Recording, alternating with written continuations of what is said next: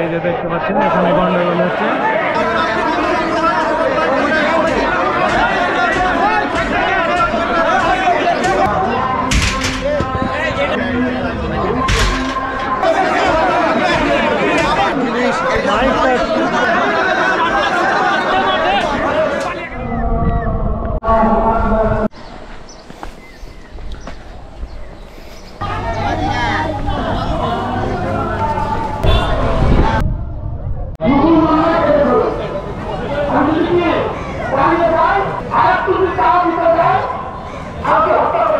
এরপরে অন্যান্য নামাজের মধ্যে এই তাকবীরগুলি যদি আমরা একটু খেয়াল রাখি তাহলে কি হবে, আমাদের জন্য নামাজ পড়াটা সুবিধা হবে।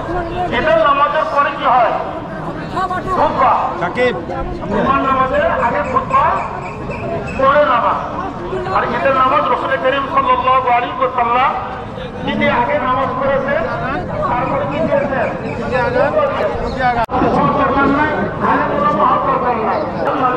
আমার আমল নামায় বেশি লেখা হয়, শরীয়তের বিধানকে ওভারটেক করলে না মানলে আম্মা বাদ ফায়া আইয়ুহান নাস তাফাক্কারু ফি খালকিল্লাহ ওয়া লা তাফাক্কারু ফি যাতিল্লাহ ফাইন্নাল্লাহ তাবারাকা ওয়া তাআলা ইয়াকুল আল্লাযীনা ইয়াযকুরুনা আল্লাহা কিয়ামান ওয়া qu'udan ওয়া আলা জুনুবিহিম يتفكرون في خلق السماوات والارض ومن احبهم فبحبي احبهم ومن نصرهم فببغضي يبغضهم وخير امتي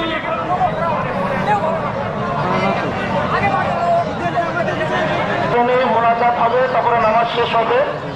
আমরা এখন আছি টিকাপাড়া ঈদগাহ ময়দানে, সকাল 7:30টার জামাত। সেই জামাতে নামাজ পড়ার জন্য এসেছিলাম। তো কর্তৃপক্ষ যারা দায়িত্বে আছে একটা গেট মাত্র খোলা রেখেছিল, আর বাকি সব গেট বন্ধ। এর জন্য মুসল্লিরা খেপে গেছে। যারা দায়িত্ব ছিল ওনাদের উচিত ছিল সবগুলো গেট সকালে খুলে দেওয়া, তবে গেটগুলো খুলেনি। এর জন্যে একজন ভাই কথা বলতে উঠেছে, তো ওনাকে সরিয়ে দেওয়া হলো। একটু শৃঙ্খলার সৃষ্টি।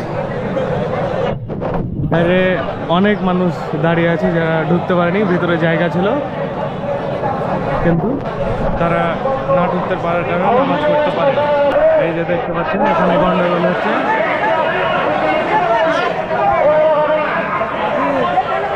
টিকাপাড়া মহানগর ঈদগাহ ময়দানের যারা কর্তৃপক্ষ আছে, নামাজের জন্য অবশ্যই সবগুলো গেট খোলা উচিত ছিল, কিন্তু তারা খুলেননি। এটা দায়িত্বশীলদের কাজ কখনোই হতে পারে না।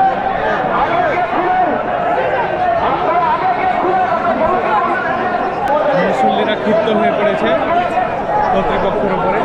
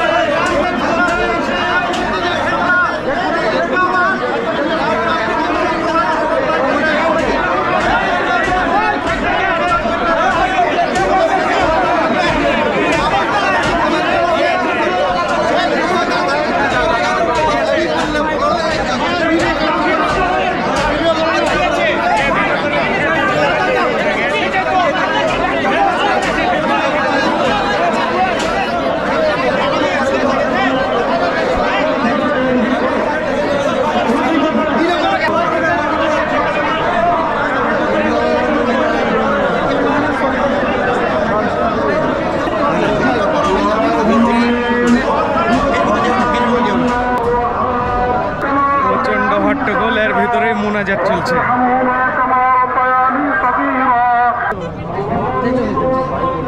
আল্লাহু আকবার।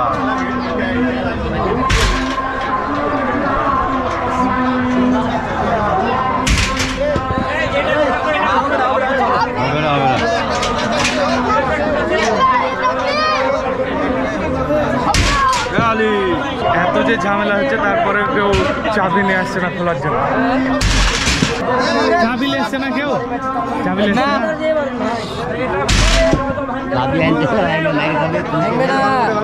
গেট খোলা নাই তাই মানুষ গরুস্থানে যেতে পারছে না, তাই পাঁচির টপকে যাওয়া লাগছে, মানুষকে পাঁচির টপকে যাওয়া লাগছে। এই যে পূর্ব দিকের যে গেটটা ছিল অবশেষে গেটটা খুলে দিয়েছে, পূর্ব দিকের গেট, কিন্তু উচিত ছিল যে জামাত শুরু হওয়ার আগে গেট খোলা, মেন গেট, খালি একমাত্র এই গেটটাই খোলা ছিল।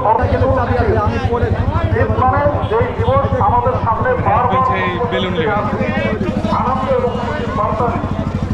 বেলুন লেগে গেলি আমরা 1 মাস রোজা ছিলাম। ধরে রাখ ভালো করে, নাহলে উড়ে যাবে। টিকাপাড়া ঈদগাহ মাঠে নামাজ, ঈদের নামাজ পড়তে যে সে ক্যাচাল গন্ডগোল হলো, তারপরে আবার আসলাম বাড়ির থেকে। ঈদের নামাজ পড়ে আসার পর এখন সকালের নাস্তা করব, এই যে খিচুড়ি আমি খাবো। সকালে নাস্তা করার পর আমি শুয়ে গেছিলাম, শোয়ার পর মনে পড়লো যে বাজরিকা পাখির খাবার শেষ হয়ে গেছে, তখন খাবার নাই, আর ঈদের দিন কোথাও কিনতেও পাওয়া যাবে না।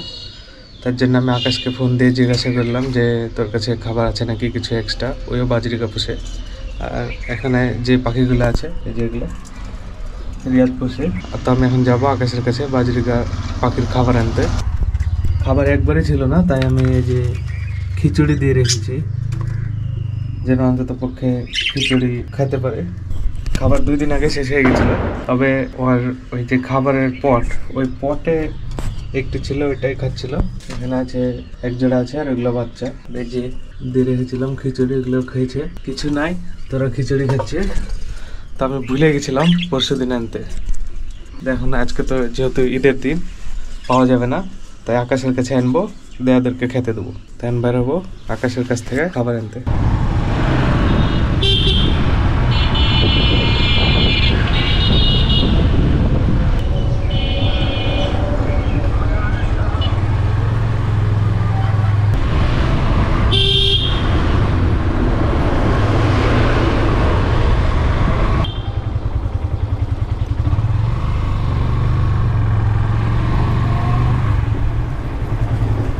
তো আমি আকাশের বাড়িতে চলে আসলাম, আকাশের কাছে পাখির খাবার নিতে। আকাশ আমার সামনে দাঁড়িয়ে আছে, কিন্তু ক্যামেরার সামনে এখন আকাশ আসতে চাচ্ছে না। তো এই যে আকাশের পাখি এখন খাবার নিয়ে যাব। আকাশ বলছে লুডুস খেতে, মানে পাখির খাবার নিয়ে যাব, আমার খাবার না, পাখির খাবার নিয়ে যাব। কিন্তু আকাশ বলছে পাখির খাবার নিয়ে যাও, কিন্তু একটু লুডুস খেয়ে যাও। আমি হেভি লুডুস ভালো রান্না করতে পারি। রান্না করবে না আকাশ? আচ্ছা ঠিক আছে।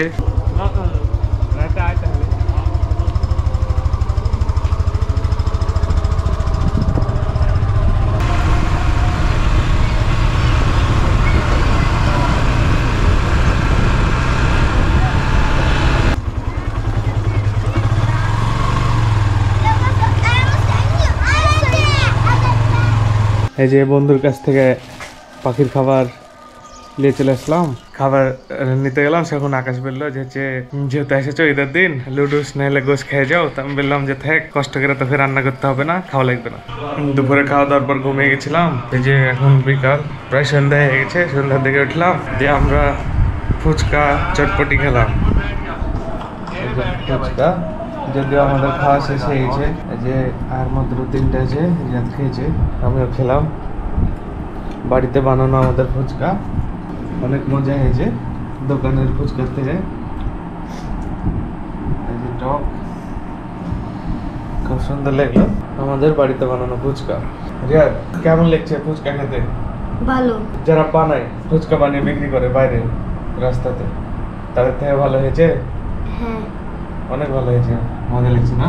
হ্যাঁ। একটা খেয়ে দেখা। ঠিক আছে, এই যে টক ফুচকার ভিতরে এখন মুখে ঢুকাই দেবো।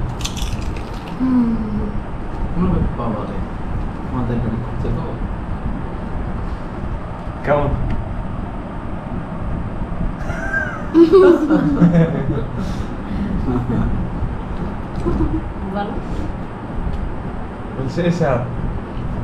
বলে সেই স্বাদ। রিয়াদ দুটা ফুচকা মুখে ঢুকিয়ে দিয়েছে, দিয়ে কথা বলতে যাচ্ছে না। অনেক ভালো। দুপুরে আকাশের ওখান থেকে পাখির খাবার আনার পর আমি খেতে দিয়েছিলাম না, তো আম্মু নাহলে রিয়াদ হয়তো বা দিয়েছিল। তো এই যে এখন পাখি, বাজি টেকা পাখি রিয়াদ নিয়ে বেড়েছে। তো এই পাখি সাদা পাখি রিয়াদের কথা শুনে, ভালো টেম, হ্যান্ড টেম পাখি। তখন একে ছেড়ে দিলে ওই যে ওর বাসাতে ঢুকে যাবে। রিয়াদ ছেড়,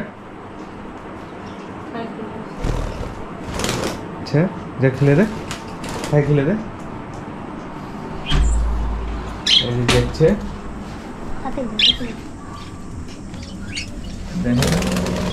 ওই যে ওই এখন ওর বাসায় ঢুকে যাবে। গেট খুঁজছে কোন পাশ দিয়ে ঢুকবে। এই যে যে উঠছে উপরে, ভয় করছে, কাছে যাচ্ছি তো। কোন গেট খুঁজে পেয়েছে না, দিনের বেলা হলে ভালো খুঁজে পায়।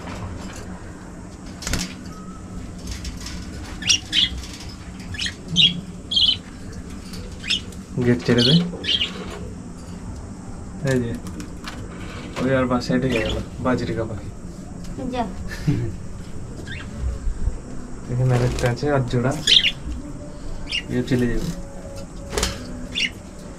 ঈদের নামাজ পড়ে এসে রিয়াদকে আমি পরবে দিতে ভুলে গেছিলাম। তো দুপুরে মনে পড়লো যে রিয়াদকে পরবে দিতে হবে। তো রিয়াদকে আমি ডাকলাম, রিয়াদ কি যে করছিল, ডেকে ডেকে আসলো না, তো পরবে দেওয়া হয়নি। এখন রাত প্রায় 9টা বাজে, আমি এখন রিয়াদকে পরবে দেবো। রিয়াদের পরবি এই যে 200 টাকা। এই যে রিয়াদ, লে তোর পরবি। কেমন লাগলো? ভালো। 200 টাকা পেয়ে ভালো লাগলো? হ্যাঁ আরো বেশি দিতাম, টাকা নাই তাই 200 টাকায় দিলাম। খুশি 200 টাকায়? হ্যাঁ। আম্মু কত টাকা দিয়েছে তোকে? আম্মু 100। রিয়াদকে আম্মু দিয়েছে 100 টাকা পরবি। পরবি দেখা আম্মু, এই যে আম্মু 100 টাকা দিয়েছে রিয়াদকে। দিয়েছে।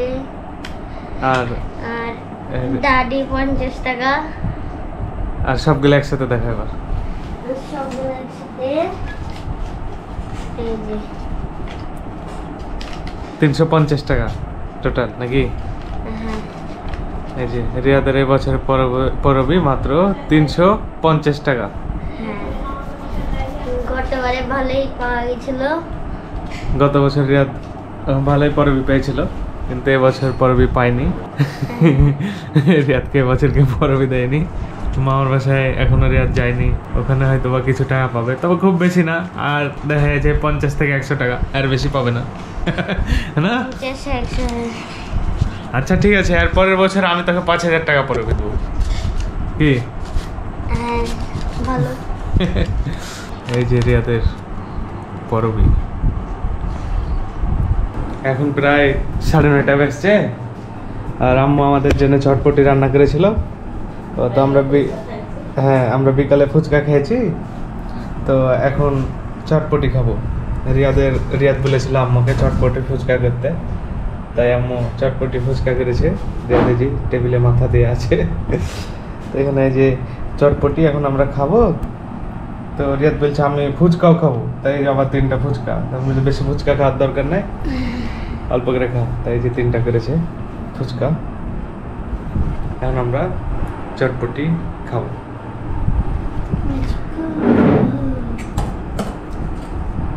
দেবো তো এই যে আগে ফুচকা খেয়েছে রিয়াদ আগে ফুচকা খেয়েছে।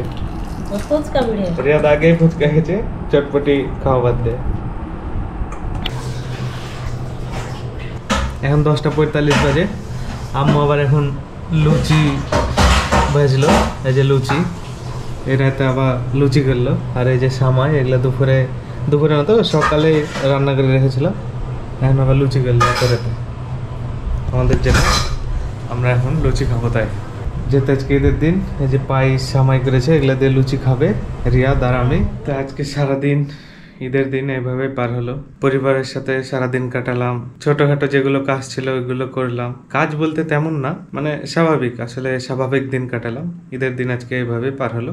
সকালে যেটা দেখেছিলেন, মানে ঈদগাহ ময়দানে নামাজ পড়তে যেয়ে, ঈদগাহ ময়দানে যারা কমিটিতে আছে ওনারা একটু ভুল করে ফেলেছেন, গেটের তালাগুলো খুলে রাখেননি, ওর জন্য মুসল্লি ঠিকভাবে মাঠে প্রবেশ করতে পারেনি। অনেক রাস্তায় নামাজ পড়েছে, এটা প্রতিবারই একটু একটু হয়, কিন্তু এবার অনেক মানুষ ভিতরে ঢুকতে পারেনি, কারণ একটা গেট খোলা ছিল, ওই গেট দিয়ে সব মানুষ ঢুকছিল। আর প্রচন্ড মানুষ, সব দিক দিয়ে মানুষ ঢুকে, এই পশ্চিম দিকে গরুস্থানের দিক দিয়ে, পূর্ব দিকের ওই গেটটা নতুন হয়েছে, ওই পাশ দিয়েও প্রচুর মানুষ আসে, তারপর উত্তর দিকের গেট দিয়ে, কেন দক্ষিণ দিকের খালি গেটটা খোলা ছিল, যেটা মেন গেট, ওই পাশ দিয়ে প্রচন্ড চাপ হয়। এই পিছন সাইডে মানে উত্তর দিকে কিছুটা ফাঁকা ছিল, কিন্তু মানুষ বুঝতে পারেনি, প্রবেশ করার সুযোগ পায়নি মাঠের ভিতরে। এর জন্য ওইদিকে ওনারা রাস্তায় নামাজ পড়েন, কেউ কেউ জায়গা পায়নি, নামাজ পড়তে পারেনি।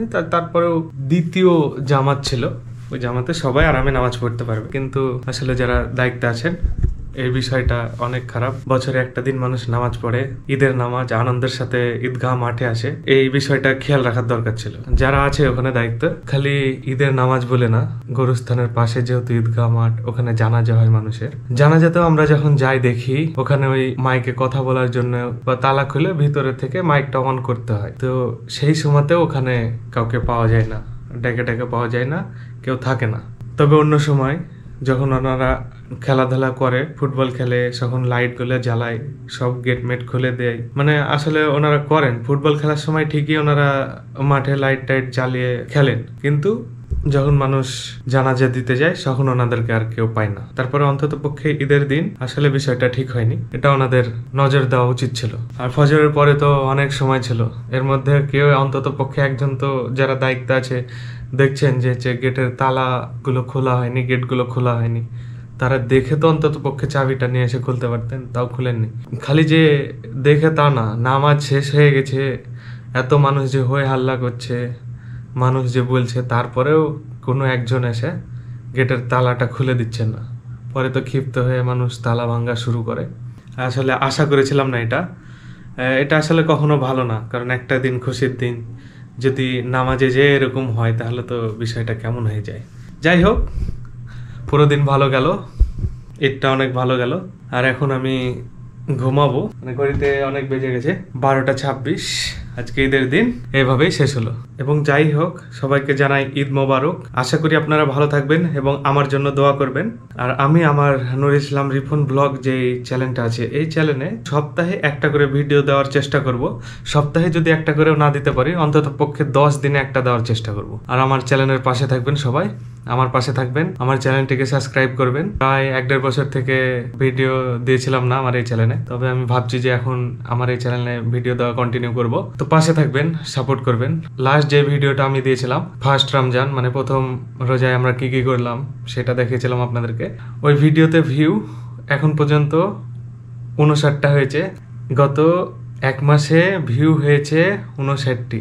1 মাসে না তো, 1 মাসে না, প্রথম রোজায় যেদিন আমি ভিডিও শ্যুট করি দিতে দিতে আমি অনেক দেরি করে ফেলেছিলাম। অন্তত পক্ষে মনে হয় 10, আমার সঠিক মনে নাই, 10 রোজার পরে আমি ভিডিওটা ছেড়েছিলাম আমার চ্যানেলে। এখন থেকে চেষ্টা করব ভিডিও শ্যুট করার সেদিন রাতে অথবা তার পরের দিন এডিট করে চ্যানেলে দিয়ে দেওয়ার। আশা করা যায় পরবর্তী ভিডিওগুলোতে ভিউয়ার্স আরও বাড়বে। আপনারা সাবস্ক্রাইব করবেন এবং আমার ভিডিওটা পারলে শেয়ার করবেন। আমার যে ফেসবুক পেজ আছে, ওই পেজটার লিংক আমি এই ভিডিওর ডিসক্রিপশনে দিয়ে রাখবো, আপনারা চেক করবেন।